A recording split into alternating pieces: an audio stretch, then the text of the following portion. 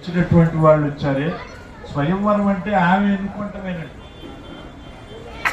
ఆమె ఎన్నుకుంటమే, ఇంకొకళ్ళ ఇది అభిప్రాయాలు అడగాల్సిన పని లేదు. ఇప్పుడైతే అభిప్రాయాలు అడుగుతున్నారు కానీ అప్పుడు అటువంటిది ఏం లేదు. రావణాసురుడు ధనుర్బాణాలు తీసుకొని లోపలికి వచ్చాడు, గద ఒకటి చంకన పెట్టుకొని. ఎవర్రా వచ్చేది ఇక్కడికి, ఎవరు వస్తారు ఇక్కడ స్వయంవరానికి, అందరూ బయటకు వెళ్ళాలి. దశరథ మహారాజు అన్నాడు, నేను దూరం నుంచి వచ్చా, దూరం నుంచి వచ్చిన వాడు దూరంగా ఉంది అని బెదిరించాడు. అప్పుడు ఏమైందంటే మహావిష్ణువు ఆయనకి కల్లో కనపడి, నాయన నీకు స్వయంవరం అవుతుంది అని చెప్పాడు.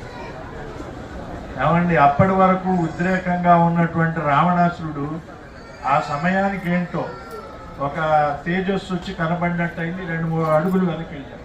ఈయన ముందుకు వచ్చాక హఠాత్తుగా కౌసల్యాదేవి ఈయన మెడలో వేశాడు. మెడలో ఎప్పుడైతే వేసేసిందో ఇంకా ఎవరు ఏం చేయలేదు. అక్కడ వర్ణం అయిపోయిందనమాట.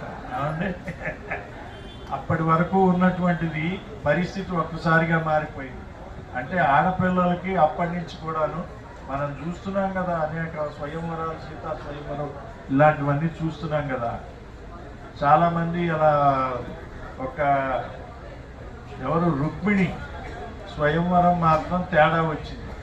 ఆ రుక్మి అనేవాడు అడ్డం పడితే మన శ్రీకృష్ణుడు వచ్చి ఆమెను రథంలో ఎక్కించుకుని తీసుకుపోవటం రాక్షస వివాహం అంటారు దాన్ని. మిగిలిన పెద్దలకు ఇష్టం లేకుండా చేసుకున్నటువంటి అట్లా చేసుకున్నారు.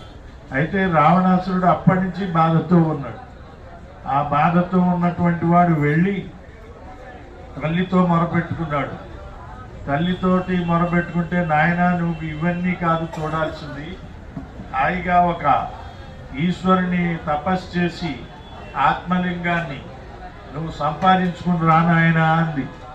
ఇక అక్కడి నుంచి భూకైలాసమే. ఈయన వెళ్ళటం, మన భోళాశంకరుడు ఏది అడిగితే అది ఇచ్చేస్తాడు కదా వరం.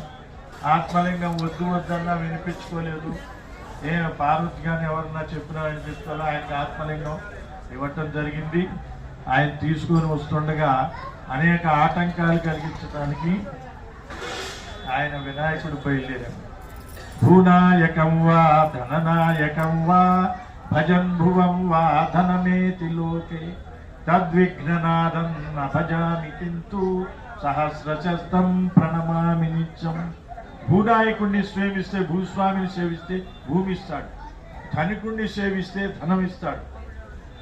ధనం భువం వా ధనమేతి లోకే తత్, ఆ కారణం